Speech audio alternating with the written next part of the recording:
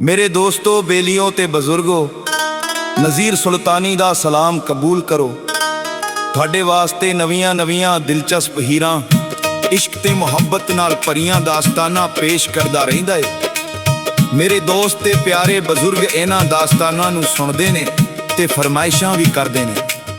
अज जिहड़ी दास्तान पेश कीती जा रही है इहदी फरमाइश करदे ने सदी अहमद लाहौर तो, ਚੱਕ ਨੰਬਰ ਦੀ ਸੋਨਾਏ ਮੁਰਾਦ ਤੋਂ, ਬਾਬਾ ਅਰਸ਼ਦ ਪੁਰਖ ਪੁੰਨੂ, ਕਾਲੇ ਵਾਲਾ ਚੀਮਾ ਤੋਂ ਜ਼ਕੌਲਾ ਚੀਮਾ, ਜੰਡੇ ਵਾਲਾ ਸ਼ੇਰ ਖਾਨ ਤੋਂ ਤਾਰਿਕ ਮਹਿਮੂਦ ਖਾਨ, ਸ਼ੇਖੂਪੁਰਾ ਤੋਂ ਮੁਹੰਮਦ ਹਾਰੂਨ ਖਾਨ। ਅਸੀਂ ਸ਼ੁਕਰਗੁਜ਼ਾਰ ਹਾਂ ਇਹਨਾਂ ਸਾਰੇ ਦੋਸਤਾਂ ਤੇ ਬਜ਼ੁਰਗਾਂ ਦੇ।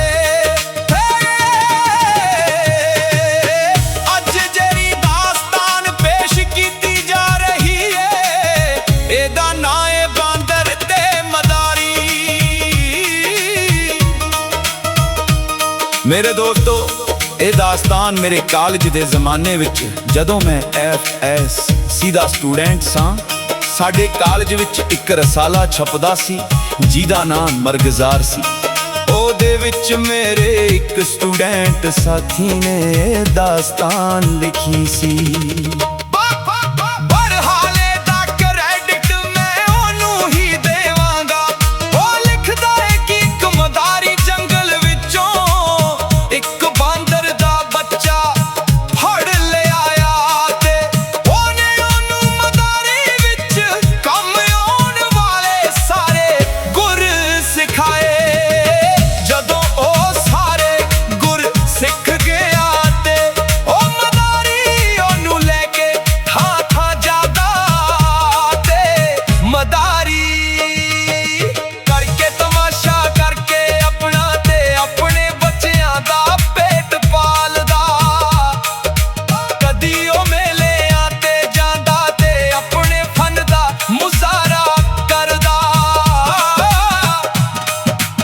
नगर नगर शहर शहर गली गली कूचा कूचा जाके तमाशा विखाउंदा ते अपना रिज़्क कमाउंदा।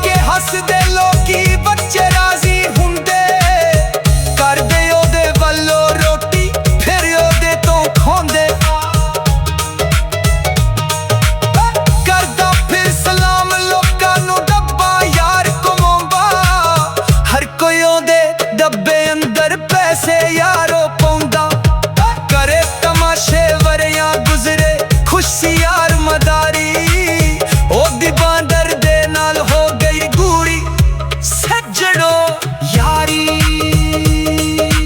ਮੇਰੇ ਦੋਸਤੋ, ਤੇ ਫਿਰ ਇੱਕ ਰਾਤ ਮਦਾਰੀ ਸੁੱਤਾ ਹੋਇਆ ਸੀ ਤੇ ਬਾਂਦਰ ਦੀ ਰੱਸੀ ਖੁੱਲ ਗਈ। ਬਾਂਦਰ ਮੌਕਾ ਪਾ ਕੇ ਜੰਗਲ ਵੱਲ ਨੱਸ ਗਿਆ। ਜਦੋਂ ਉਹ ਜੰਗਲ ਵਿੱਚ ਗਿਆ ਤੇ ਉਹਨੇ ਵੇਖਿਆ ਜੰਗਲ ਹਰ ਕਿਸਮ ਦੇ ਸ਼ੋਰ ਤੋਂ ਪਾਕ ਬਿਲਕੁਲ ਸ਼ਾਂਤ ਸੀ। ਜੰਗਲ ਦੇ ਸਾਰੇ ਜਾਨਵਰ ਬੜੇ ਆਰਾਮ ਨਾਲ ਆਪਣੀ ਆਪਣੀ ਜ਼ਿੰਦਗੀ ਗੁਜ਼ਾਰ ਰਹੇ ਸਨ। ਬਾਂਦਰ ਸ਼ਹਿਰ ਦੇ ਸ਼ੋਰ ਸ਼ਰਾਬਿਆਂ ਦਾ ਆਦੀ ਹੋ ਗਿਆ ਸੀ। ਉਹਨੂੰ ਉਹ ਜੰਗਲ ਦੀ ਖਾਮੋਸ਼ੀ ਖਾ ਰਹੀ ਸੀ। ਉਹ ਆਪਣੇ ਦਿਲ ਨਾਲ ਗੱਲ ਕਰਦਾ ਪਈ, ਇਨਸਾਨ ਅਸ਼ਰਫੁਲ ਮਖਲੂਕਾਤ ਏ। ਇਸ ਵਾਸਤੇ ਸ਼ਹਿਰਾਂ ਵਿੱਚ ਸ਼ੋਰ ਸ਼ਰਾਬਾ ਤੇ ਰੌਣਕਾਂ ਰਹਿੰਦੀਆਂ ਨੇ। ਉਹ ਇੱਕੋ ਨਸਲ ਨਾਲ ਤਾਲੁਕ ਰੱਖਦਾ ਏ ਤੇ ਉਹ ਅਸ਼ਰਫ ਏ। ਇਨ੍ਹਾਂ ਜਾਨਵਰਾਂ ਦੀ ਕਿਸੇ ਨਸਲ ਵਿੱਚ ਵੀ ਇੰਨੀ ਅਕਲ ਨਹੀਂ ਪਈ ਉਹ ਇਨਸਾਨਾਂ ਦਾ ਤੌਰ ਤਰੀਕਾ ਆਪਣਾ ਸਕੇ। ਉਹ ਸੋਚਦਾ ਏ ਕਿਉਂ ਨਾ ਇਨ੍ਹਾਂ ਜਾਨਵਰਾਂ ਨੂੰ ਵੀ ਇਨਸਾਨੀਅਤ ਕੋਈ ਤੌਰ ਤਰੀਕਾ ਸਮਝਾਇਆ ਜਾਵੇ। ਉਹ ਕਿਵੇਂ ਜਾਨਵਰਾਂ ਨੂੰ ਇਨਸਾਨੀਅਤ ਦਾ ਦਰਸ ਦਿੰਦਾ ਏ, ਸਾਦਿਕ ਪੱਟੀ ਪੇਸ਼ ਕਰਦਾ ਏ ਤੇ ਸ਼ਾਇਰ ਨਜ਼ੀਰ ਸੁਲਤਾਨੀ ਕੀ ਲਿਖਦਾ ਏ।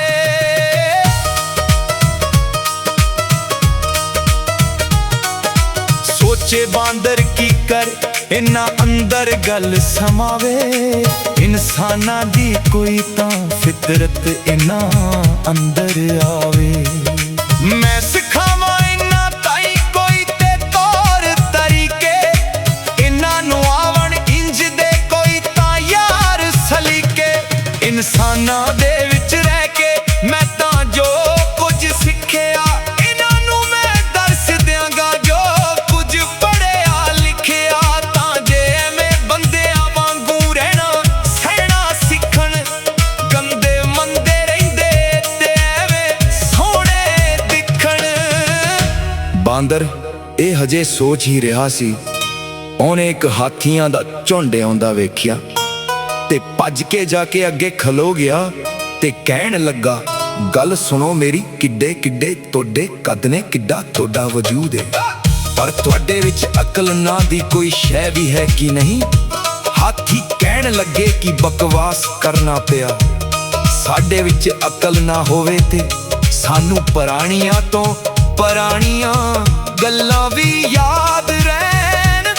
ਬਾਂਦਰ ਕਹਿਣ ਲੱਗਾ, ਤੁਸੀਂ ਪੁਰਾਣੀਆਂ ਗੱਲਾਂ ਚੇਤੇ ਰੱਖ ਕੇ ਕਿਹੜੇ ਇਨਸਾਨ ਬਣ ਗਏ। ਰਹੇ ਤੇ ਫਿਰ ਵੀ ਹਾਥੀ ਦੇ ਹਾਥੀ ਹੋ ਨਾ। ਮੈਂ ਕਈ ਵਰੇ ਇਨਸਾਨਾਂ ਵਿੱਚ ਗੁਜ਼ਾਰ ਕੇ ਆਇਆ ਵਾਂ ਤੇ ਮੈਂ ਚਾਹੁੰਦਾ ਵਾਂ ਪਈ ਤੁਹਾਡੇ ਵਿੱਚ ਵੀ ਇਨਸਾਨਾਂ ਵਾਲੀ ਕੋਈ ਖਸਲਤ ਪਾਵਾਂ। ਹਾਥੀ ਕਹਿਣ ਲੱਗੇ, ਉਹ ਕਿਵੇਂ?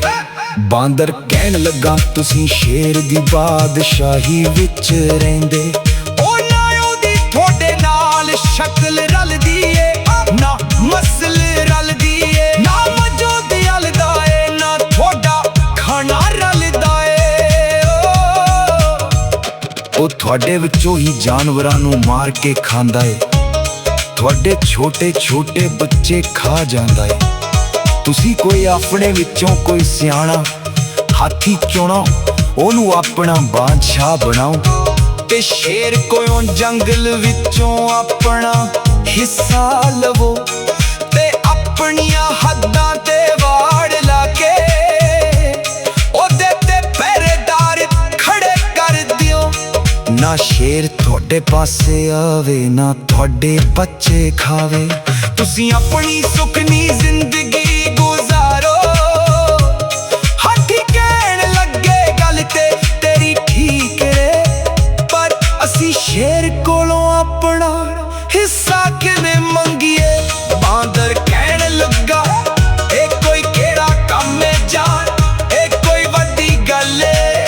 ਤੁਸੀਂ ਇਤਿਹਾਸ ਕਰੋ ਸ਼ੇਰ ਦੇ ਖਿਲਾਫ ਨਾਰੇ ਲਾਓ, ਸ਼ੇਰ ਆਪੇ ਹੀ ਤੰਗ ਆ ਕੇ ਤੁਹਾਨੂੰ ਤੁਹਾਡਾ ਹਿੱਸਾ ਦੇ ਦੇਵੇਗਾ। ਹਾਥੀ ਕਹਿਣ ਲੱਗੀ, ਇਹ ਗੱਲ ਠੀਕ ਏ, ਇੰਨੀ ਗੱਲ ਕਰ। ਹਾਥੀ ਸ਼ੇਰ ਦੇ ਖਿਲਾਫ ਤੇ ਬਾਂਦਰ ਜੰਗਲ ਦਾ ਚੱਕਰ ਲਾਉਣ ਚਲਾ ਗਿਆ। ਅੱਗੇ ਉਹਨੇ ਬਗਿਆੜਾ ਝੁੰਡ ਵੇਖਿਆ ਤੇ ਉਹਨਾਂ ਨੂੰ ਵੀ ਇਹੋ ਹੀ ਸਬਕ ਦਿੱਤਾ।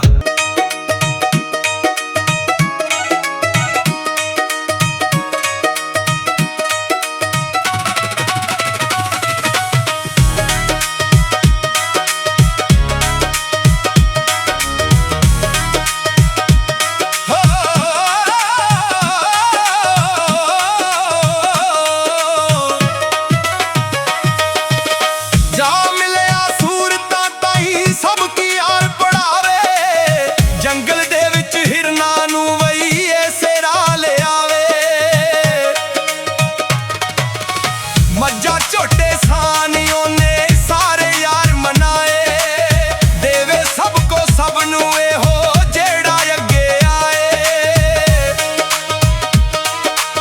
ਸਾਰੇ ਕਹਿੰਦੇ ਚੀਤੇ ਉਸਨੇ ਆਪਣੇ ਪਿੱਛੇ ਲਾਏ, ਕੀ ਜ਼ਿਰਾਫ ਕੀ ਖਰਗੋਸ਼ ਜੀ ਉਸਨੇ ਜਾ ਮਨਾਏ। ਕਾਵਾਂ ਚਿੜੀਆਂ ਚੀਲਾਂ ਤਾਈਂ ਉਸਨੇ ਸਮਝਾਇਆ, ਸਬਕ ਪੜਾਇਆ। ਸਾਰੇ ਜੰਗਲ ਅੰਦਰ ਮਚ ਗਈ ਉਦਮ ਯਾਰ ਦੁਹਾਈ, ਉਸ ਬਾਂਦਰ ਨੇ ਉਹਨਾਂ ਅੰਦਰ ਐਸੀ ਅੱਗ ਜਲਾਈ।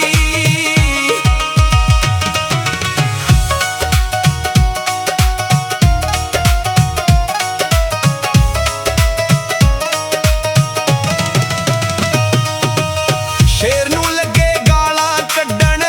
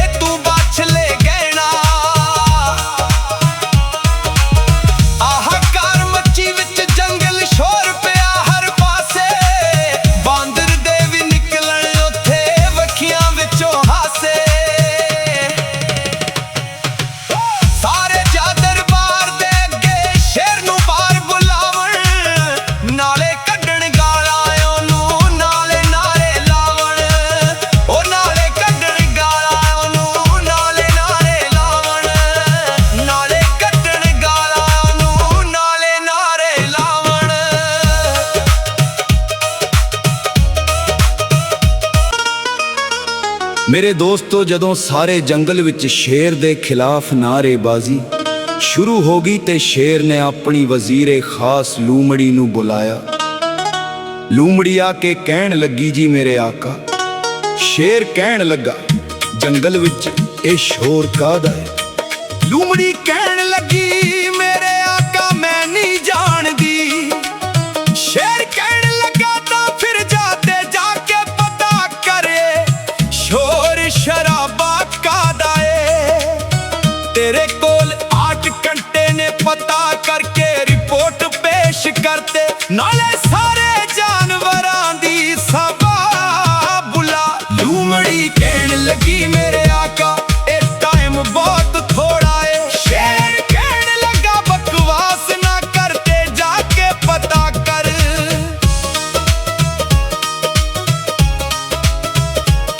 ਜਦੋਂ ਲੂੰਮੜੀ ਨੇ ਜੰਗਲ ਇੱਕ ਲੰਮਾ ਚੱਕਰ ਲਾਇਆ ਤੇ ਉਹਨੂੰ ਉਹ ਬਾਂਦਰ ਟੱਕਰ ਗਿਆ।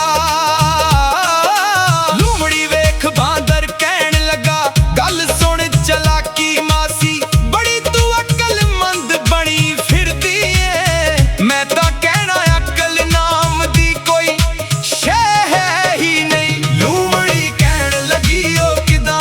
ਬਾਂਦਰ ਕਹਿਣ ਲੱਗਾ, ਤੂੰ ਸ਼ੇਰ ਦੀ ਵਜ਼ੀਰ ਬਣੀ ਫਿਰਦੀ ਏ। ਉਹ ਤੇਰੇ ਕੋਲੋਂ ਮਸ਼ਵਰੇ ਲੈ ਕੇ ਬਾਦਸ਼ਾਹ ਬਣਿਆ ਫਿਰਦਾ ਏ, ਤੇ ਉਹ ਜਾਨਵਰਾਂ ਦਾ ਗੋਸ਼ਤ ਖਾ ਕੇ ਬੱਚੀਆਂ ਕੁੱਚੀਆਂ ਹੱਡੀਆਂ ਤੈਨੂੰ ਦੇ ਦਿੰਦਾ ਏ। ਲੂੰਮੜੀ ਕਹਿਣ ਲੱਗੀ, ਤੇ ਫਿਰ ਬਾਂਦਰ ਕਹਿਣ ਲੱਗਾ, ਨਾ ਤੇਰੀ ਸ਼ਕਲ ਸ਼ੇਰ ਨਾਲ ਰਲਦੀ ਏ, ਨਾ ਅਕਲ ਰਲਦੀ ਏ, ਤੇ ਨਾ ਹੀ ਨਸਲ।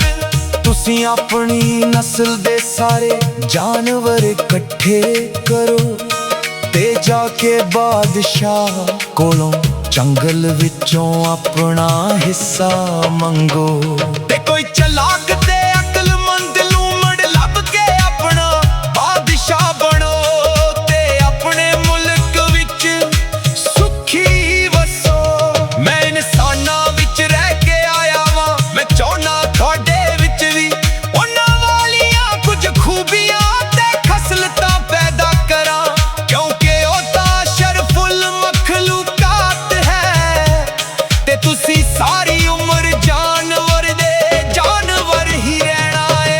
ਲੂਮੜੀ ਕਹਿਣ ਲੱਗੀ ਤੇਰੀਆਂ ਗੱਲਾਂ ਤਾਂ ਠੀਕ ਨੇ। ਬਾਦਸ਼ਾਹ ਨੇ ਇਸੇ ਸਿਲਸਿਲੇ ਵਿੱਚ ਸ਼ਾਮ ਨੂੰ 5 ਵਜੇ ਇੱਕ ਸਭ ਬੁਲਾਈ ਤੇ ਸਾਰੇ ਜਾਨਵਰ ਆ ਰਹੇ ਨੇ। ਸਭਾ ਦਾ ਟਾਈਮ ਹੋਇਆ ਤੇ ਸਾਰੇ ਜਾਨਵਰ ਬਾਦਸ਼ਾਹ ਦੇ ਦਰਬਾਰ ਵਿੱਚ ਇਕੱਠੇ ਹੋ ਗਏ।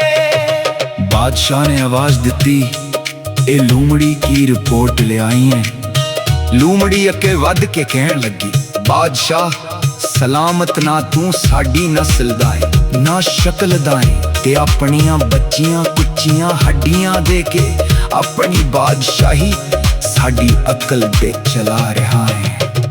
ਅਸੀਂ ਤੇਰੀ ਬਾਦਸ਼ਾਹੀ ਨਹੀਂ ਮੰਨਦੇ, ਸੰ ਜੰਗਲ ਵਿੱਚੋਂ ਹਿੱਸਾ ਲੈ। ਅਸੀਂ ਕੋਈ ਅਕਲਮੰਦ ਲੂਮੜ ਲੱਭ ਕੇ ਆਪਣੀ ਵੱਖਰੀ ਸਲਤਨਤ ਬਣਾਈਏ ਤੇ ਆਪਣੀ ਆਜ਼ਾਦ ਜ਼ਿੰਦਗੀ ਗੁਜ਼ਾਰੀਏ। ਸ਼ੇਰ ਲੂਮੜੀ ਦੀਆਂ ਗੱਲਾਂ ਸੁਣ ਕੇ ਗੁੱਸੇ ਵਿੱਚ ਆ ਕੇ ਦਹਾੜਿਆਂ ਤੇ ਕਹਿਣ ਲੱਗਾ, ਤੂੰ ਇਹ ਕੀ ਬਕਵਾਸ ਕਰ ਰਹੀ ਹੈ? ਲੂਮੜੀ ਕਹਿਣ ਲੱਗੀ, ਬਾਦਸ਼ਾਹ ਸਲਾਮਤ ਜਾਨ ਦੀ ਅਮਾਨ ਪਾਵਾਂ ਤੇ ਅੱਖਰ ਮੇਰੇ ਨਹੀਂ ਤੇ ਉਸ ਬਾਂਦਰ ਦੇ ਨੇ ਜਿਸ ਨੇ ਸਾਰੇ ਜੰਗਲ ਵਿੱਚ ਇਹ ਅੱਗ ਲਾਈ ਹੈ। ਸ਼ੇਰ ਕਹਿਣ ਲੱਗਾ, ਬਾਂਦਰ ਨੂੰ ਪੇਸ਼ ਕੀਤਾ ਜਾਏ। ਜਦੋਂ ਬਾਂਦਰ ਨੂੰ ਸ਼ੇਰ ਦੇ ਸਾਹਮਣੇ ਪੇਸ਼ ਕੀਤਾ ਗਿਆ ਤਾਂ ਸ਼ੇਰ ਕਹਿਣ ਲੱਗਾ, ਕੀ ਇਹ ਸਾਰੀ ਅੱਗ ਤੂੰ ਲਾਈ ਹੈ? ਬਾਂਦਰ ਕਹਿਣ ਲੱਗਾ, ਜੀ ਮੈਂ ਇਨਸਾਨਾਂ ਵਿੱਚ ਰਹਿ ਕੇ ਆ ਰਹਾ ਹਾਂ, ਉਹਨਾਂ ਦੇ ਤੌਰ ਤਰੀਕੇ ਤੇ ਰਹਿਣ ਸਹਿਣ ਦਾ ਸਲੀਕਾ ਸਿੱਖਿਆ ਹੈ। ਅਸ਼ਰਫੁਲ ਮਖਲੂਕਾਤ ਮੈਂ ਤੇ ਮੈਂ ਚਾਹੁੰਨਾ ਉਹਨਾਂ ਦੇ ਸਾਰੇ ਤੌਰ ਤਰੀਕੇ ਜਾਨਵਰਾਂ ਨੂੰ ਦੱਸਾਂ। ਸ਼ੇਰ ਗੁੱਸੇ ਨਾਲ ਧਾੜਿਆ ਤੇ ਕਹਿਣ ਲੱਗਾ, ਇਨਸਾਨ ਕਹਿੰਦਾ। ਸ਼ੇਰ ਕਹਿਣ ਲੱਗਾ, ਇਨਸਾਨ ਬੇਸ਼ੱਕ ਅਸ਼ਰਫੁਲ ਮਖਲੂਕਾਤ ਹੈ, ਪਰ ਜੇ ਉਹ ਇਨਸਾਨੀਅਤ ਤੇ ਰੋਵੇ ਜਿਨ੍ਹਾਂ ਵਿੱਚ ਇਨਸਾਨੀਅਤ ਫਰਿਸ਼ਤੇ ਅੱਜ ਵੀ ਉਹਨਾਂ ਦੇ ਦਰਬਾਨ ਨੇ ਜਿਨ੍ਹਾਂ ਨੇ ਆਦਮ ਨੂੰ ਸਜਦਾ ਕੀਤਾ ਸੀ।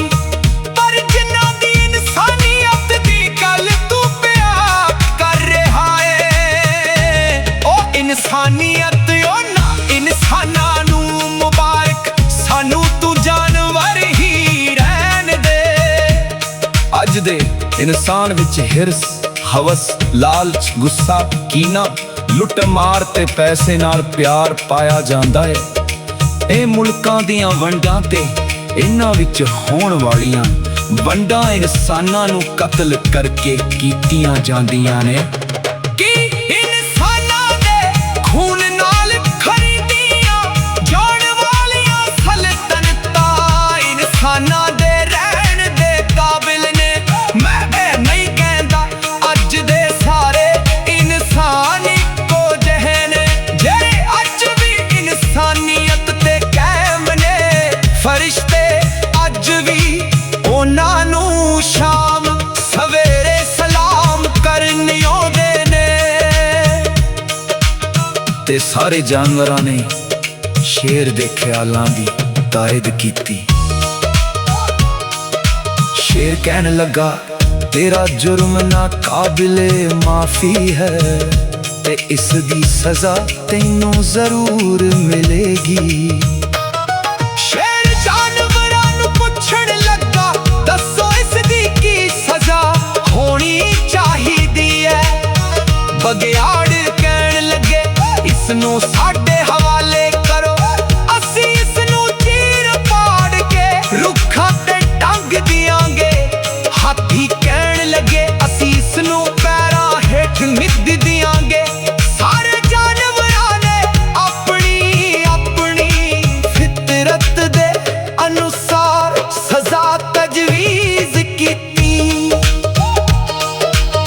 ਸ਼ੇਰ ਕਹਿਣ ਲੱਗਾ ਬਿਲਕੁਲ ਕਿ ਇਹਨਾਂ ਸਜ਼ਾਵਾਂ ਦੇ ਕਾਬਿਲ ਹੈ, ਪਰ ਮੈਂ ਇਸ ਨੂੰ ਮਾਫ ਕਰਦਾ ਹਾਂ। ਸਾਰੇ ਜਾਨਵਰ ਪਰੇਸ਼ਾਨ ਹੋ ਗਏ ਤੇ ਕਹਿਣ ਲੱਗੇ ਬਾਦਸ਼ਾਹ ਸਲਾਮਤ, ਜੁਰਮ ਪੈਡਾ ਵੱਡਾ ਤੇ ਐਨੀ ਛੇਤੀ ਮਾਫੀ ਅਸੀਂ ਕੁਝ ਸਮਝੇ ਨੇ। ਸ਼ੇਰ ਕਹਿਣ ਲੱਗਾ ਇਸਨੇ ਸਾਰੀਆਂ ਇਨਸਾਨ ਵਾਲੀਆਂ ਖਸਲਤਾਂ ਸਿੱਖ ਲਈਆਂ, ਪਰ ਇਸ ਵਿੱਚ ਹਜੇ ਵੀ ਇੱਕ ਜਾਨਵਰਾਂ ਵਾਲੀ ਖਸਲਤ ਹੈ। ਸ਼ੇਰ ਕਹਿਣ ਲੱਗਾ ਇਸਨੇ ਉਹਨਾਂ ਕੋਲੋਂ ਝੂਠ ਬੋਲਣਾ ਨਹੀਂ ਸਿੱਖਿਆ, ਤੇ ਜਿਹਦੇ ਉਹ ਵੀ ਸਿੱਖ ਜਾਂਦਾ ਤਾਂ ਇਹ ਕਦੇ ਨਾ ਮੰਨਦਾ ਕਿ ਇਹ ਸਭ ਕੁਝ ਮੈਂ ਕੀਤਾ ਹੈ। ਇਹ ਬਹਾਨੇ ਲਾਂਦਾ, ਕਸਮਾਂ ਖਾਂਦਾ, ਪਰ ਸੱਚ ਕਦੇ ਨਾ ਬੋਲਦਾ। ਇਸ ਨੂੰ ਇਸੀ ਖਸਲਤ ਦੀ ਵਜ੍ਹਾ ਨਾਲ ਮਾਫੀ ਦਿੱਤੀ ਗਈ ਹੈ। ਤੇ ਮੇਰੇ ਸੱਜਣੋਂ ਫਿਰ ਉਹ ਬਾਂਦਰ ਉਹਨਾਂ ਜਾਨਵਰਾਂ ਨਾਲ ਜੰਗਲ ਵਿੱਚ ਰਹਿਣ ਲੱਗ ਪਿਆ ਤੇ ਕਦੇ ਵੀ ਇਨਸਾਨਾਂ ਵਿੱਚ ਨਾ ਆਇਆ। ਇਹ ਸੀ ਸਾਡੀ ਅੱਜ ਦੀ ਕਹਾਣੀ, ਤੁਹਾਨੂੰ ਕਿਵੇਂ ਦੀ ਲੱਗੀ ਆਪਣੇ ਕਮੈਂਟਸ ਵਿੱਚ ਜ਼ਰੂਰ ਦੱਸਣਾ। ਤੇ ਇਸ ਨਾਲ ਹੀ ਲੋਕ ਦਸਤਾਨ ਚੈਨਲ ਵੱਲੋਂ ਲੋਕ ਦਸਤਾਨ ਲਿਖਾਰੀ ਸ਼ਾਇਰ ਨਜ਼ੀਰ ਸੁਲਤਾਨੀ ਨੂੰ ਇਜਾਜ਼ਤ ਦਿਓ। ਰੱਬ ਰਾਖਾ।